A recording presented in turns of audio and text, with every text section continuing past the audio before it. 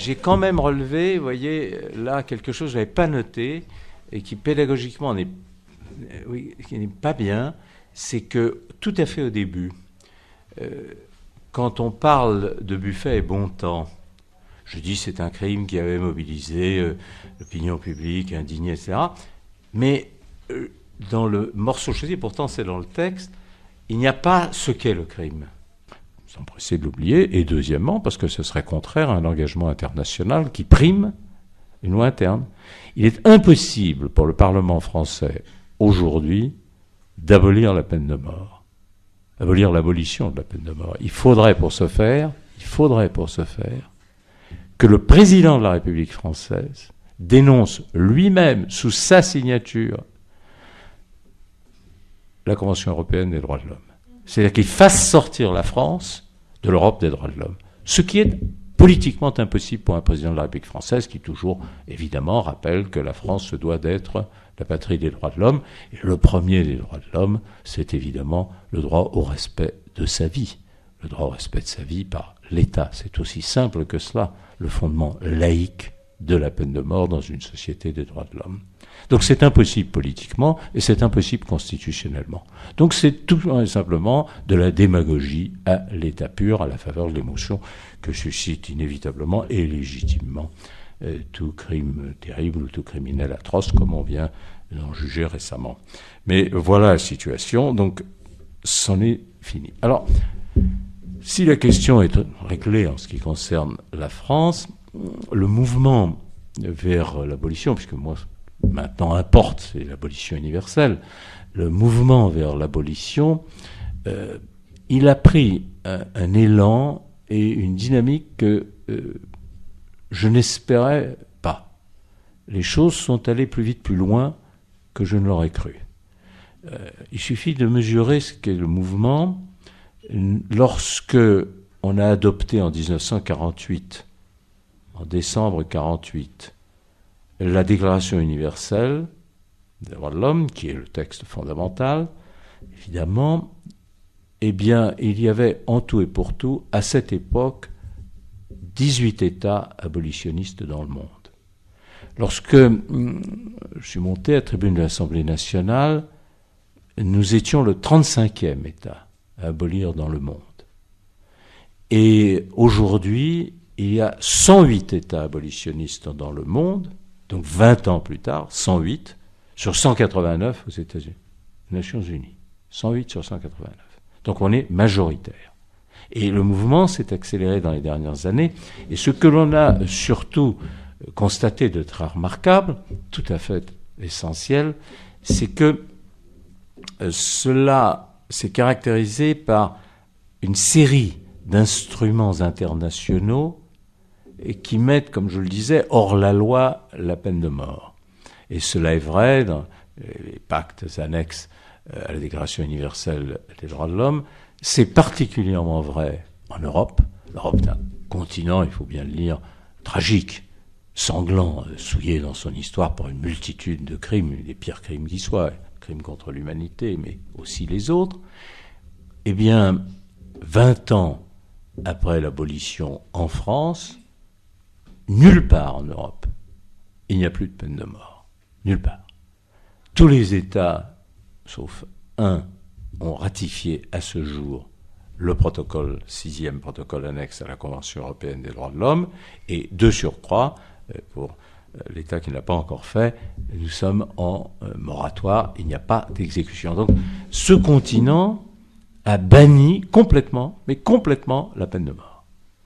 Et il n'y a jamais eu de retour en arrière. C'est cela aussi qui est si remarquable. Jamais. En Angleterre, avec un pragmatisme tout à fait caractéristique, on a aboli la peine de mort par paliers. Il y a eu une prise de conscience très britannique à l'occasion d'un condamné à mort qui avait été pendu et dont l'innocence est apparue, a été établie. Le véritable auteur du crime s'est dénoncé et on a vérifié, il avait un cancer, il allait mourir, il n'a pas voulu partir sans dire la vérité. On a vérifié, c'était en effet lui qui était l'assassin. Et ceci, au regard de l'idée très haute que se font les Britanniques de leur justice, parut impossible. Il y avait toujours eu un très fort mouvement abolitionniste. Donc, à ce moment-là, on a décidé un moratoire pendant 5 ans, et au bout des 5 ans, constatant ce qui est la seule loi que l'on connaisse en matière de criminalité sanglante, qu'avec ou sans peine de mort, la courbe de la criminalité sanglante continue à évoluer, en bien ou en mal, en moins ou en plus, mais toujours indifférente à la présence ou à l'absence de peine de mort. Les Anglais ont à ce moment-là décidé l'abolition. Quand Mme Thatcher est venue au pouvoir, chacun connaît son caractère altier, elle a considéré qu'il n'était pas question, il fallait absolument rétablir la peine de mort. On a 3 fois essayé, en donnant la liberté de vote, ce qui est la moindre des choses pour les consciences des parlementaires, à tous les membres de la commune, et à chaque fois, la demande de rétablissement de la peine de mort a été repoussée à une majorité croissante, ce qui fait qu'on a mesuré que c'était là aussi terminé. C'est vrai partout ailleurs, et je le dis encore une fois, aujourd'hui, et d'une façon peut-être plus forte, plus prégnante encore, dans d'autres États européens qu'en France, l'idée du rétablissement de la peine de mort paraît presque scandaleuse. Chez les Espagnols, pourtant ravagés par le terrorisme de l'ETA, l'abolition a valeur constitutionnelle, elle est inscrite dans la Constitution. Pourquoi ? Parce que quand on sort d'un État totalitaire, il y a toujours liaison fondamentale, structurelle, entre un État totalitaire et la peine de mort. Il n'y a pas une dictature, un État totalitaire qui n'ait recours à la peine de mort, ce qui se conçoit, puisque le rapport aux citoyens et aux droits de l'homme est celui que l'on connaît. Donc tous les pays qui ont émergé de la dictature ont les uns après les autres banni la peine de mort, et c'est d'ailleurs une des raisons qui rendait l'abolition à la fois nécessaire, à mes yeux inévitable, et je dirais les retards que nous prenions insupportables, c'est que nous nous sommes trouvés dans une situation inouïe en 80, à partir de 78, si j'ai bonne mémoire, mais en tout cas au moment de l'abolition, qui est quand même le dernier pays à l'intérieur de ce qui était la communauté européenne à cette époque, c'est-à-dire de l'Europe occidentale pratiquement, à recourir à la peine de mort. Les derniers, nous avions été les premiers dans l'histoire à abolir la torture sur le continent, question préalable, et nous étions les derniers, nous étions cramponnés, on ne peut pas s'imaginer cette espèce d'attachement qui, moi, me stupéfiait, qu'avait la majorité de la nation pour ces guillotines. Elle était absolument cramponnée à cette idole. C'était quelque chose de fou, de fou. J'ai vécu cela, c'était terrible, terrible. On a l'impression qu'il y avait entre la guillotine, la République, la France et la peine de mort un lien indestructible qui n'avait pas de raison d'être. Et disons-le franchement, si la peine de mort n'a pas été abolie plus tôt, c'est parce que on manquait de vrai courage politique. Le vrai courage politique consiste à dire voilà le problème, voilà la réponse, tel je suis, telle est la cause, maintenant vous savez comment vous prononcer en connaissance de cause. Et je rends toujours témoignage, et là, croyez-moi, c'est pas une vieille amitié avec François Mitterrand qui me fait dire cela, mais François Mitterrand qui était si complexe, à tant d'égards, si compliqué même, à tant d'égards, il a eu en 80 un vrai courage politique. Ce que j'appelle moi un vrai courage politique. Parce qu'il jouait sa dernière carte. Il avait été battu 2 fois. Les sondages donnaient Giscard légèrement en tête pendant la campagne, presque 6 semaines avant la fin. Et de prendre position comme il l'a fait à la télévision, à la question posée, donc je savais moi qu'elle serait posée, parce que El-Kabbach et Duhamel étaient 2 abolitionnistes, ils avaient posé la question à Giscard, qui évidemment avait expliqué qu'il fallait d'abord que les Français retrouvent le sentiment de sécurité, c'est-à-dire que nous serions encore avec la guillotine, n'est-ce pas ? Et que par conséquent, oui, c'était toujours la même chanson. Moi, dans mon fort intérieur, je serais plutôt partisan de l'abolition, mais je ne peux pas violer la conscience des Français qui réclament les exécutions capitales. Donc, en démocrate, je m'abstiens, et tant que je serai là, évidemment, les Français n'auront pas retrouvé une pleine sentiment de sécurité, eh bien, je ne demanderai pas l'abolition. Et quand on a posé la question à Mitterrand, il a répondu, non, moi, je suis contre la peine de mort. Et à cet instant-là, compte tenu du fait que les sondages étaient tellement en faveur, c'était 2 tiers, 1 tiers, vous savez, ça n'était pas différent le jour où je suis monté à la tribune de l'Assemblée nationale, la gorge un peu sèche, eh bien, un grand journal de droite avait pris le soin de publier le matin même un sondage indiquant que 64% de nos concitoyens étaient en faveur du maintien de la peine de mort, pour que tous les députés sachent bien de quel côté était le vœu de l'opinion publique. Dans la République des sondages, ce n'est pas indifférent.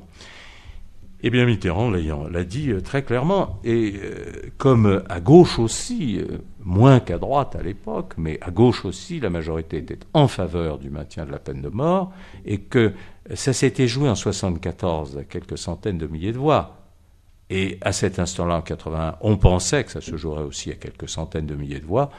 Beaucoup, parmi les très proches de Mitterrand, ont considéré que c'était une question perfide qui avait posé in extremis à la fin de l'émission du Hamel, et que la réponse de Mitterrand lui coûtait l'élection.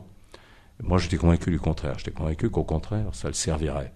Mais lui avait l'intuition de ces choses. Ce que je veux dire simplement, c'est qu'il l'affrontait de face. Or, perdu cette élection-là, c'était terminé pour lui. Donc, c'est un terme de courage politique et d'affrontement, un exemple qu'on devrait conserver plus souvent en mémoire. Ça, il faut savoir ce qu'est, à certains instants, le choix décisif. Alors, fini pour l'Europe. Je dis très bien, qu'est-ce que nous avons comme situation? Nous avons ce mouvement vers l'abolition universelle. Je rappelle que dans la Charte des droits fondamentaux qui a été adoptée, comme vous le savez, à Nice, et qui, lorsqu'on aura une constitution européenne, constituera le socle moral, la déclaration des droits de l'homme de la nouvelle fédération des États européens, eh bien, à l'article 2, il est mentionné précisément que nul ne saurait être privé de sa vie. Et l'interdiction de la peine de mort est inscrite dans cette charte. Vous avez cela dans d'autres instruments internationaux, et vous avez une situation qui se définit à peu près comme suit.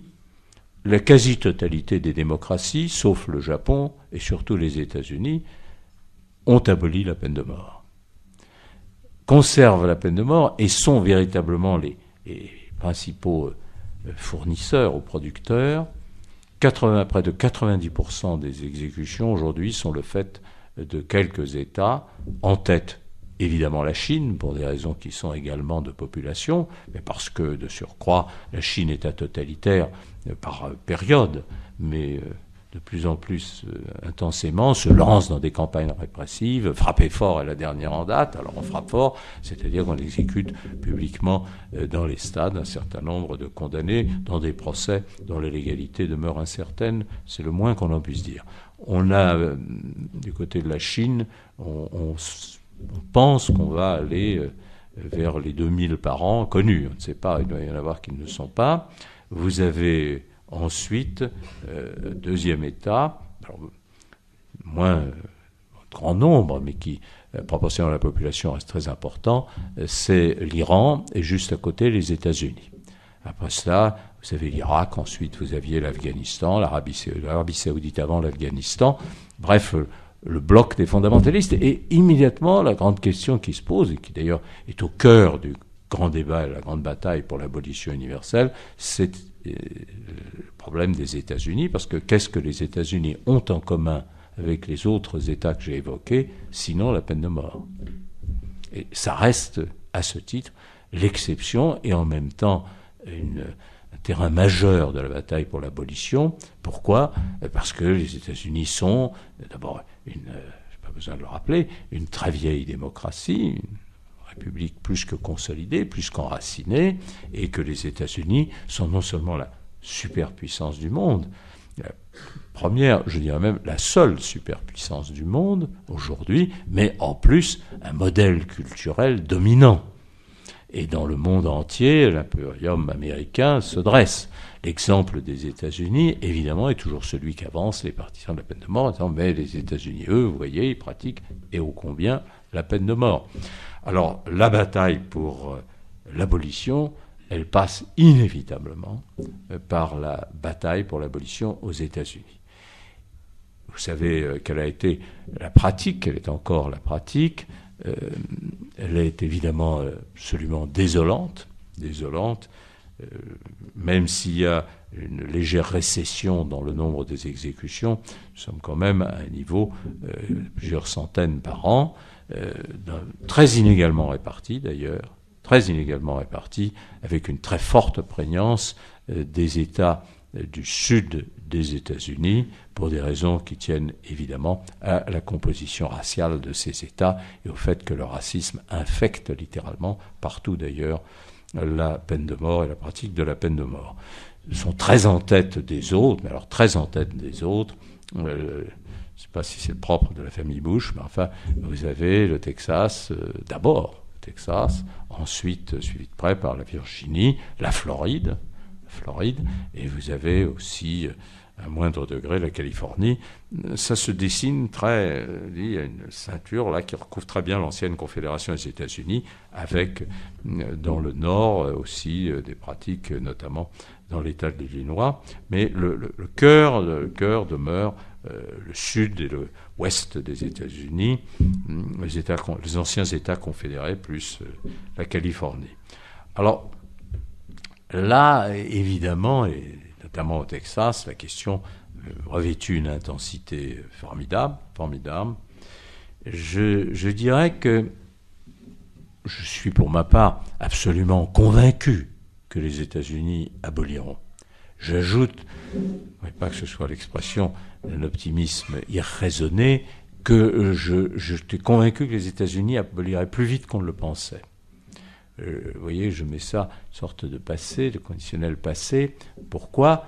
Parce que, évidemment, les événements du 11 septembre ont joué en faveur des partisans de la peine de mort. Je me rends très bien compte de ça dans les conversations que j'ai avec des amis abolitionnistes aux États-Unis. Pourquoi cette certitude que cela arrivera nécessairement aux États-Unis, comme cela est arrivé dans toutes les démocraties, pour une raison qui est très américaine d'ailleurs, très précise, qui est que les Américains, plus encore, je dirais, que les Britanniques, sont convaincus qu'ils ont de très loin le meilleur système judiciaire du monde et qu'aucune justice ne peut se comparer à la justice américaine. Là, c'est un credo de la foi américaine. Rien ne se compare aux Marines et rien ne se compare à la justice américaine. Pour le reste, on discute. Mais ça, c'est de certitude. Alors, précisément, c'est à ce piège-là que la peine de mort sera prise, parce que rien ne peut faire que la peine de mort ne charrie dans sa pratique. Je ne parle plus là du débat, vous avez justement évoqué, comment c'est que Beccaria, tout a été dit pour compte, etc. C'est pas cela. Dans la pratique, dans la réalité judiciaire que moi j'ai connue, la peine de mort, elle charrie tous les poisons d'une société. Quand vous prenez les États-Unis, leur justice, regardez qui se trouve dans les quartiers des condamnés à mort. Beaucoup de monde aujourd'hui. Ils sont un peu plus de 3200 chez bonne mémoire en attente d'exécution. Oui, 3200 en attente d'exécution. Je ne parle pas de ceux qu'on exécute chaque année. Voire pour le Texas, on avait exécuté plus sous M. Bush, gouverneur du Texas, qu'en France pendant un siècle. En 5 ans, on a exécuté plus au Texas qu'on avait exécuté en France, pas un peu plus d'un siècle, exactement depuis, si on enlève les problèmes liés à les exécutions liées à la collaboration et celles de la décolonisation, plus qu'en droit commun en France depuis 1930. Bon. Mais si vous regardez qui peuple une démocratie, qui y a dans les cellules des condamnés à mort, vous n'y trouvez pas le fils du banquier, de l'avocate célèbre du grand cabinet américain. Jamais. C'est toujours les plus marginaux, les plus exclus de la société américaine qui sont là. Et si vous regardez ensuite, dans la réalité de la pratique judiciaire, comment cela se passe, vous voyez à ce moment-là se révéler l'inégalité structurelle de la société américaine. Dire exactement le contraire de ce qu'est l'affirmation première des États-Unis, car dans la pratique de la peine de mort, cela s'inscrit essentiellement au niveau des États, rarement des crimes fédéraux. Ça l'est pour les terrorismes ou la fausse monnaie, ça l'est surtout pour le terrorisme, mais l'immense majorité, la quasi-totalité des affaires de peine de mort relèvent de la justice des différents États des États-Unis. 12 d'ailleurs d'entre eux n'ont jamais accepté de rétablir la peine de mort. Ils ne veulent à aucun prix le faire. J'indique qu'ils ont une criminalité sanglante très inférieure et un taux d'évolution de la criminalité sanglante bien plus rassurant, si l'on peut dire, que celui du Texas, de la Floride et de la Californie. Mais pour les 38 autres États qui demeurent, la partie judiciaire, la peine de mort, c'est cela. C'est un procès et c'est un combat judiciaire. Ce qu'on perd de vue, ce n'est pas un débat théorique. À un moment déterminé, ce sont des jurés qui décident qu'un être humain doit mourir. C'est cela, la peine de mort. C'est cela. C'est, moi, je considère que vous ne devez plus vivre. Vous, moi, je me donne le pouvoir de vous tuer. Et vous disparaîtrez parce que je l'aurais voulu. C'est ça, la peine de mort. C'est pour ça que ce n'est pas possible. Chacun le conçoit dans une démocratie. Eh bien, vous avez deux parties. C'est un système accusatoire, les États-Unis. D'un côté, vous avez l'accusation. Le principe, vous savez, le grand principe du procès équitable, c'est l'égalité des chances. Mais passons de l'égalité formelle à l'égalité réelle, en faisant un peu de marxisme judiciaire de base. Quelles sont les parties en présence? Du côté du ministère public, ils sont élus. Ne l'oublions jamais, les procureurs, ce ne sont pas des magistrats fonctionnaires, ce sont des élus du peuple et qui sont rééligibles au terme d'une campagne électorale. Et la meilleure façon d'être élu et réélu, c'est suivant le célèbre slogan « Be tough on crime ». Et la meilleure façon de montrer qu'on est tough on crime, c'est d'aligner, vous savez, comme on peignait sur la carlingue des avions de chasse pendant la guerre, le nombre d'avions ennemis abattus, c'est de dire, voyez, moi il y en a eu 4, 5, 6. J'ai obtenu 6, 8 condamnations à mort. I'm the toughest on crime. Donc, vous me réélisez. Puissante motivation que celle-là. Chacun le sait, la réélection est toujours une grande tentation. On dit parfois qu'il y a une campagne toujours de trop, mais la tentation de se représenter est constante. Alors, la motivation est forte. Mais ça n'est pas que la motivation qui est forte. C'est les moyens dont dispose l'accusation. L'accusation, aux États-Unis, le district, le state attorney, il a la disposition complète de cet instrument formidable qu'est la police judiciaire. Il a toute la police qui est à ses ordres. Il en est directement le maître. C'est pas comme chez nous avec un directeur. Non, c'est lui. C'est lui qui est le maître de l'action de la police. Et la police est importante. Mais il y a aussi, avec la police, tous les procédés de laboratoire, scientifiques, des analyses possibles, etc. Et de l'autre côté, qu'est-ce que vous avez? L'égalité des chances. Vous avez la défense. Et c'est vrai qu'à l'audience, c'est l'égalité des chances. Mais là aussi, allons vers l'égalité réelle. C'est quoi l'égalité réelle? L'égalité réelle, ici, c'est le problème d'argent. Car rien n'est aussi coûteux qu'un procès accusatoire de longue durée aux États-Unis. Car les avocats, les bons avocats en matière criminelle, les bons avocats en général, sont chers. Quand je dis cher, je veux dire très cher. Et tout à fait au-dessus des moyens de celui qui se trouve appartenir à ces catégories que j'ai évoquées tout à l'heure, sociales. Vous avez eu un cas exemplaire, c'est celui d'O.J. Simpson, le célèbre star du football américain. O.J. Simpson a été acquitté, très bien. Il avait recruté ce qu'on appelait un dream team de la défense, très bien. En effet, il avait une des superstars de la défense américaine. Et avec la défense, il faut se souvenir, il faut aussi avoir des enquêteurs pour aller faire des contre-enquêtes pour s'opposer à celles que fait le parquet de son côté avec la police judiciaire. Donc vous avez des enquêteurs privés. S'ils ont les traits divins de Julia Roberts, alors évidemment on comprend que tout le monde immédiatement dise la vérité. Mais plus communément, ce sont des types qui viennent chercher les renseignements difficilement. Ça se paye aussi. Eh bien, O.J. Simpson a dépensé pour son Dream Team, il a eu raison puisqu'il a été acquitté, 3 700 000 $. C'est tout. Chacun a médité ce que ça signifie en termes de moyens. 3 700 000 $. Or, si vous n'avez pas les moyens d'avoir un avocat, des avocats, car il n'y a pas qu'un, et ça dure des semaines et parfois des mois, un procès accusatoire, alors qu'est-ce que vous avez? Vous avez un avocat, en effet, commis d'office.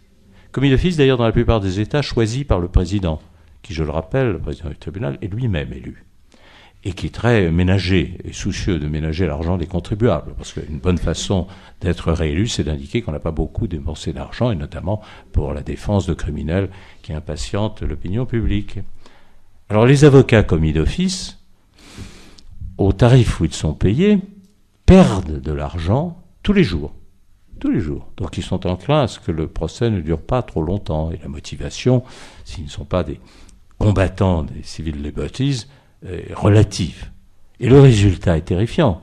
C'est-à-dire que dans une étude admirable faite par l'Université de Columbia, qui a refait reprendre par une fondation américaine, l'étude est commanditée, la totalité, j'ai bien la totalité des affaires de peine de mort sur 15 ans aux États-Unis.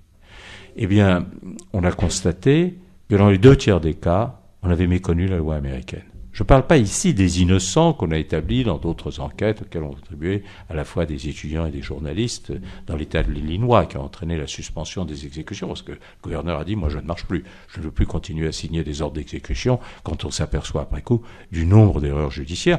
Non, je parle là de violation de la loi. Témoins à des charges qui n'avaient pas été citées, moyens de défense qui permettaient ensuite, en cour d'appel, de rouvrir le débat, qui n'avaient pas été déposés, oubli de faire contre-expertiser telle ou telle preuve. Bref, une indifférence absolue. Vous avez les 2/3 des procédures qui méconnaissent les droits des États-Unis, en particulier les droits normaux de l'accusé. C'est très facile, vous savez, pour la police de faire en sorte d'oublier de citer tel témoin à des charges. Très facile, il suffit de ne pas le citer.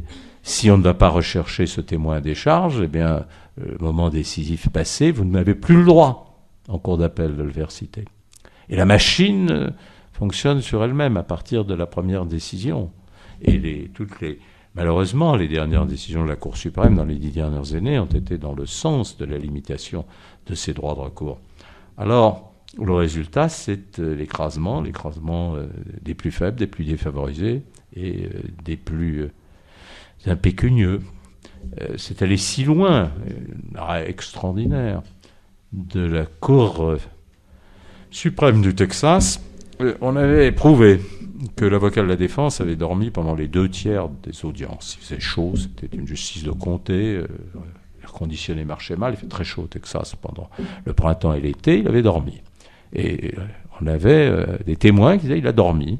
Eh bien, on a refusé d'annuler le verdict de peine de mort en disant mais il n'est pas sûr que le sort du procès se soit joué pendant ces 2/3-là et pas pendant le tiers où il était éveillé.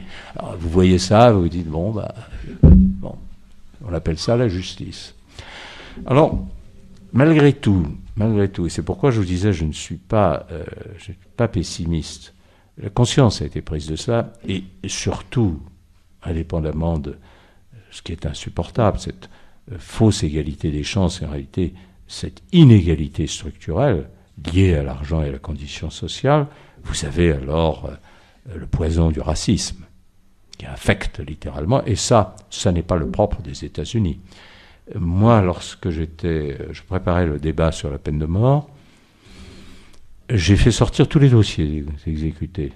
Et j'ai constaté avec stupéfaction que dans le cours du XXe siècle, en France, il y avait eu 3 fois plus de condamnés à mort et exécutés, qui étaient maghrébins ou noirs que le reste de la population française. Et je l'ai dit à l'Assemblée nationale, ce qui d'ailleurs a beaucoup étonné, j'ai dit, est-ce que quelqu'un ici peut dire qu'ils ont été condamnés à mort et exécutés parce que leur crime était pire, ou bien parce qu'ils étaient maghrébins ou noirs? Et comme personne ne peut répondre, rien que ce constat-là suffit. La vérité, c'est que même si consciemment c'est refoulé, toutes les haines, et toutes les passions et tous les vertiges du racisme trouvent leur instant de libération dans le cadre de ce moment-là. Ça, il n'y a aucune possibilité. La pulsion est trop forte face au crime pour que tout ce qui est enraciné comme préjugé raciste ne trouve pas à cet instant une occasion privilégiée, hélas, de se libérer. Et le résultat, il suffit de regarder pour les mêmes crimes, le nombre de condamnés à mort. Il suffit de voir que, par exemple, le nombre de condamnations intervenant quand il s'agit de Noirs qui ont tué des Noirs est infiniment, mais alors incroyablement moindre quand il s'agit de Noirs qui tuent des Blancs. Les criminels sont dans les deux cas noirs, mais les victimes sont dans un cas noir et dans l'autre cas blanc. J'ajoute que c'est encore plus vrai quand il s'agit de femmes victimes noires ou de femmes victimes blanches. Alors là, le taux de condamnation à mort s'accroît évidemment d'une façon tout à fait effrayante. Et on comprend pourquoi, parce que, vous savez, alors là, en plus, tout ce que ça suscite passion, parce que c'est presque toujours un crime sexuel. Alors là, évidemment, la condamnation tombe. Donc, on est en présence d'une justice qui charrie tous ses poisons, et quand on regarde à l'arrivée, on mesure le nombre de cas dans lesquels on est amené au dernier moment, quelquefois, à dire « mais non, il est innocent ». On ne peut pas échapper à cela. J'ai entendu une chose extraordinaire pendant le débat présidentiel. On a oublié qu'il y a eu une élection présidentielle entre M. Gore et M. Bush. Maintenant, Bush a été sacralisé par les événements tragiques et évidemment la campagne militaire qui a suivi. C'est le propre de tous les hommes d'État dans cette situation quand les choses ensuite tournent à l'avantage, comme il convient, de son pays. Mais il y a eu un débat Gore-Bush et j'ai entendu cette chose extraordinaire parce que je l'ai suivi sur CNN. M. Gore dire à propos de la peine de mort, moi je suis pour la peine de mort à la condition qu'il n'y ait jamais d'innocents exécutés. Après ça, il n'aurait plus qu'à tirer les chefs. Qu'est-ce que vous voulez ajouter ? Moi je suis pour la peine de mort à la condition... c'est incroyable, extraordinaire.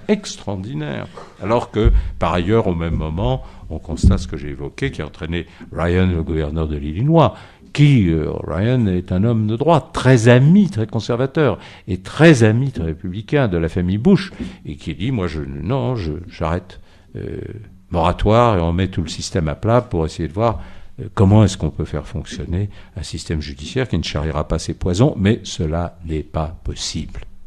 C'est tout simplement intrinsèquement, structurellement lié à la mise en œuvre de la peine de mort. Donc c'est à partir de cela que je sais que nous verrons les États-Unis changer. Mais c'est vrai aussi que les événements du 11 septembre et la soif de vengeance qui est si brûlante, on comprend très bien cette réaction naturelle qui devrait être dominée, mais qui est une réaction primaire. Cela fait que mes amis me disent nous ne nous faisons plus entendre, il faut attendre. Et pourtant, je terminerai là-dessus, et pourtant, s'il y a un domaine dans lequel la peine de mort ne présente aucun des mérites qu'on lui prête, c'est bien le domaine du terrorisme. S'il y a une histoire à laquelle on sait que le recours à la peine de mort pour combattre le terrorisme est une illusion, c'est bien l'histoire du terrorisme sous toutes ses formes. D'abord, indépendamment de la force de la motivation du terroriste, il y a eu cette liaison secrète entre le terrorisme et la mort qu'on donne et la mort d'ailleurs qu'on se donne. Et il suffit de constater pour mesurer qu'il ne peut pas y avoir de dissuasion par la peine de mort quand on se jette aux commandes de l'avion ou qu'on fait exploser des explosifs qu'on porte sur soi, on est mort au moment même où l'attentat est commis. Alors se dire que l'idée d'un procès public suivi d'une condamnation à mort est de nature à dissuader celui qui conduit l'avion sur le gratte-ciel, c'est une absurdité. Et alors il y a, indépendamment de cette absence-là, des faits, il y a autre chose de tout à fait saisissant et qui politiquement doit être conservé en mémoire, c'est que celui qui est condamné à mort et celui qui est exécuté, il donne à ceux qui partagent ses convictions inévitablement la dimension du héros. C'est celui qui est allé jusqu'au terme de ses convictions puisqu'il est mort pour ses convictions. Et le lendemain, parmi les jeunes qui sont illuminés par ces mêmes convictions, le désir de le venger se fait encore plus fort. Et vous voyez naître des commandos de vengeurs, et là vous en aviez un, vous en retrouvez cette fois-ci beaucoup plus. Et ça, c'est une dialectique à laquelle on ne peut pas échapper. Il suffit d'ailleurs de voir que les grands États démocratiques voisins, qui ont connu, qui connaissent encore des épreuves terroristes importantes, je pense aux Espagnols, l'homme de l'ETA, des criminels effrayants, eh bien, n'ont jamais songé à recourir à la peine de mort. Que les Anglais, face aux des ravages quand même très cruels, pertes très importantes, l'IRA, n'ont jamais voulu recourir à la peine de mort. Que lorsque l'Allemagne a été ravagée par la bande à Bader, jamais les Allemands n'ont songé au rétablissement de la peine de mort. Que lorsque les Italiens ont connu les brigades rouges, et je rappelle que les brigades rouges, cela a signifié plus de 1000 victimes dans le cours des années de plomb, comme on disait, plus de 1000 victimes, jamais les Italiens n'ont envisagé le recours à la peine de mort parce que c'était retourné aux procédures fascistes de jadis, donc ça a été tout à fait écarté, ils en sont venus à bout. Et pour donner un exemple encore plus significatif, les Israéliens n'ont jamais voulu établir ou rétablir la peine de mort, établir d'ailleurs, parce qu'ils n'ont que pour les crimes liés à la Shoah. Et j'ai de mes oreilles entendu un jour un peu suspect dans ce domaine de complaisance, qui était Moïse Dayan, dire il n'y a pas de plus grande erreur que serait le rétablissement de la peine de mort ou l'établissement de la peine de mort dans l'État d'Israël, parce qu'on surmultiplierait encore le nombre de terroristes. Donc jamais nous ne ferons cela. C'est là c'est l'utilité. Il y a aussi ce qui est pour moi évidemment essentiel, c'est qu'on ne peut pas à la fois avoir des valeurs et les méconnaître. On ne peut pas à la fois dire le droit à la vie est le premier des droits de l'homme et dire, eh bien, sauf quand il s'agit de terrorisme, parce que dès l'instant où vous êtes entré dans cette dialectique-là, le vrai vainqueur, c'est le terroriste. Voilà. Donc ce discours, ces propos, ces évidences, vous ne pouvez pas les faire entendre aux États-Unis. Alors comme il faut être inlassable et que nous sommes dans la période... Ce n'est pas une recommandation de venir à la Bibliothèque nationale, mais comme nous sommes dans la période du bicentenaire de Victor Hugo, je me suis dit, tiens, l'occasion est bonne, on va reprendre le bâton de pèlerin. Il m'arrive souvent de retourner aux États-Unis, et on va le prendre par le biais de la littérature. Et je vais donc faire une tournée de conférences dans les universités américaines sur Victor Hugo et la peine de mort, ce qui permettra très vite d'oublier Victor Hugo, que je révère, pour parler de la peine de mort, que j'exècre. Ça donnera ce que ça donnera, mais ça permettra en tout cas de continuer le combat. Vive Hugo. Je rappelle que le père Hugo a dit, bon, c'était un immense combattant de l'abolition, mais il a eu cette formule magnifique que j'ai toujours pensé dans le débat sur l'abolition, qui était « je vote l'abolition pure, simple et définitive ». C'est pour ça que j'ai toujours refusé dans le cours de ce débat, même contre le vœu de mes amis politiques, d'évoquer le problème de la peine faussement appelée de substitution. J'ai dit on ne polluera pas l'abolition sera pure, simple et définitive, c'est-à-dire un seul article. C'est ce qui est advenu, mais j'aurais aimé ajouter, ce qui n'était pas juridiquement possible, et universel. Ça sera pour vous. Voilà.